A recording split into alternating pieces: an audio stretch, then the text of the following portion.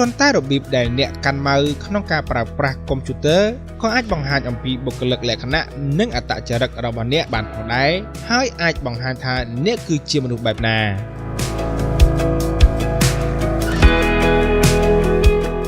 បើយោងទៅតាមចិត្តវិទូទម្លាប់នៃការកាន់ម៉ៅកុំព្យូទ័ររបស់អ្នកក៏អាចបង្ហាញយ៉ាងច្រើនបំផុតអំពីបុគ្គលិកលក្ខណៈរបស់មនុស្សយើងម្នាក់ៗបានផងដែរតើតាមធម្មជាតិអ្នកកាន់ម៉ៅកុំព្យូទ័របែបណាដែរប្រសិនបើអ្នកចង់ដឹងនិងចង់ឃើញថាតើទម្លាប់របស់អ្នកក៏ដូចជាបុគ្គលិករបស់អ្នកបែបណាសូមអ្នកកុំភ្លេចតាមដាននៅក្នុងវីដេអូនេះឲ្យចប់ផងណា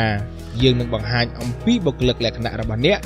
និងនិស្ស័យរបស់អ្នកយោងទៅតាមរបៀបនៃការកាន់ម៉ៅកុំព្យូទ័ររបស់អ្នកទាំងអស់គ្នារបៀបទី1ប្រសិនបើជាលោកអ្នកទម្លាប់ប្រើម៉ៅកុំព្យូទ័រដូចទៅនឹងរបៀបទី1ដែលយើងបានបង្ហាញរូបភាពស្រាប់នេះនោះមានន័យថាអ្នកគឺជាមនុស្សដែលមានភាពយុត្តិធម៌និងមានស្មារតីមានមនោសញ្ចេតនានិងច្នៃប្រឌិតខ្ពស់បំផុត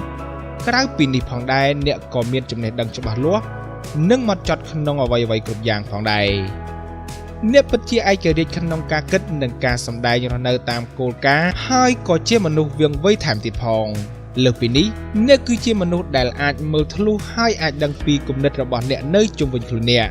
នៅពេលដែលអ្នកប្រឈមមុខនឹងការសង្ស័យអ្នកនឹងជឿជាក់លើការសម្រេចចិត្តរបស់អ្នកជានិច្ចដោយសារតែអ្នកមាន IQ ខ្ពស់អ្នកគឺជាមនុស្សឆ្លាតវៃនិងគួរឲ្យទុកចិត្តបាននោះអ្នកមិនដែលចូលចិត្តជីវិតអបសុខនិងគួរឲ្យធន់ទ្រាំនោះឡើយអ្នកតែងតែមានឈាមផ្សងព្រេងនៅក្នុងខួរក្បាលរបស់អ្នកជានិច្ចហើយអ្នកតែងតែត្រៀមខ្លួនជាមួយនឹងគំនិតប្លែកៗរបស់អ្នកជាដើម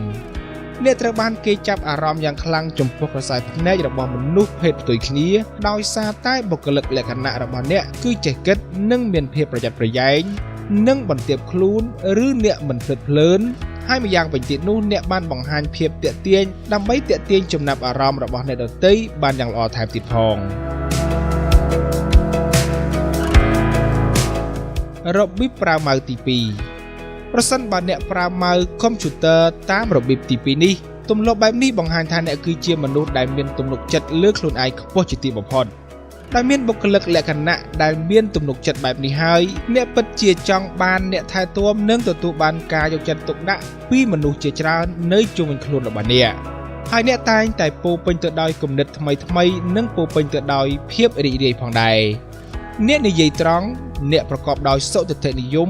មានទំនុកចិត្តនិងមានភាពច្នៃប្រឌិតហើយដោយសារតែអ្នកមិនមែនជាអ្នកអភិរក្សអ្នកច្រើនតែជាអ្នកដើរតួនាទីជាអ្នកត្រួសត្រាយផ្លូវឲ្យគេតែប៉ុណ្ណោះអាចនិយាយបានថាអ្នកតែងតែคล้ายជាការបដោតអារម្មណ៍របស់ក្រុមការងារឬក៏ការជួបជុំណាមួយពីព្រោះអ្នកតែងតែដឹងអំពីរបៀបបង្ហាញពីភាពខុសគ្នារបស់អ្នកទៅកាន់មនុស្សដទៃនៅពេលដែលអ្នកមានបញ្ហាជំនួសឲ្យការភ័យស្លន់ស្លោអ្នកនឹងធ្វើការវិភាគដោយភាពស្ងប់ស្ងាត់និងអាចស្វែងរកដំណោះស្រាយបានយ៉ាងល្អនិងលឿនជាទីបំផុតអ្នកក៏ជាមនុស្សពូកែម្នាក់ក្នុងការដោះស្រាយរាល់បញ្ហាស្មុគស្មាញដែលកើតមានឡើងចំពោះរូបអ្នកផងដែរហើយអ្នកច្រើនតែបញ្ចេញគំនិតរបស់គំហើញថ្មីៗនៅក្នុងគំនិតរបស់អ្នកនៅពេលដែលអ្នកជួបប្រទះនូវឧបសគ្គដែលជាអកុសលនៅក្នុងការងារឬជីវិតរបស់អ្នកនោះ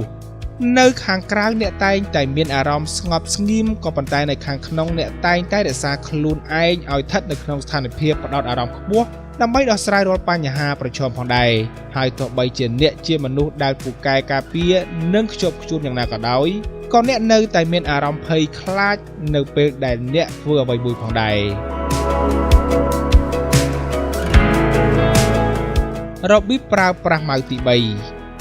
នៅចុងបញ្ចប់នេះប្រសិនបើអ្នកជារឿយៗតែងតែទម្លាប់កាន់ម៉ៅកុំព្យូទ័រតាមរបៀបទី3នេះនៅពេលដែលអ្នកធ្វើការវាបង្ហាញថាអ្នកគឺជាមនុស្សម្នាក់ដែលមានរបៀបរស់នៅនិងការគិតពិចារណាបានល្អិតល្អន់ជាទីបំផុត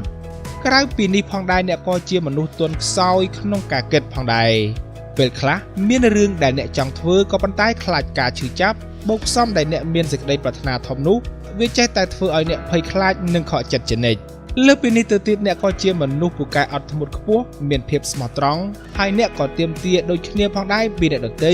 ឬជាមួយមនុស្សដែលជិតស្និទ្ធជាមួយនឹងអ្នកខ្លាំង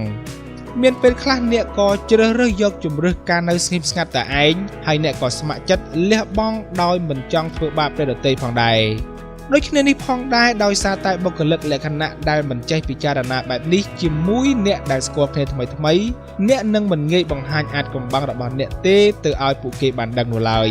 ហើយអ្នកពិតជាពិបាកខ្លាំងណាស់ក្នុងការជ្រើសរើសមិត្តភ័ក្តិដូច្នេះប្រសិនបើអ្នកចង់នៅក្បែរនរណាម្នាក់ឬនៅជិតអ្នកដទៃហើយចំណាយពេលយូរអ្នកគួរតែសិក្សាទៅលើមនុស្សទាំងនោះឲ្យបានល្អិតល្អន់ជាមុនសិនប្រសិនបើអ្នកមិនចង់ឈឺចាប់នៅពេលក្រោយនោះ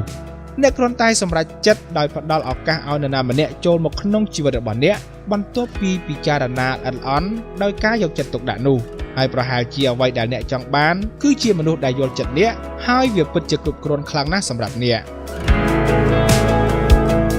បាទលោកនាងប្រិយមិត្តជាទីមេត្រីនេះគឺជាបុគ្គលិកលក្ខណៈក៏ដូចជាអត្តចរិតរបស់មនុស្សម្នាក់ៗយោងទៅតាមរបៀបនៃការប្រើប្រាស់ម៉ៅកុំព្យូទ័រទាំង3ប្រភេទនេះ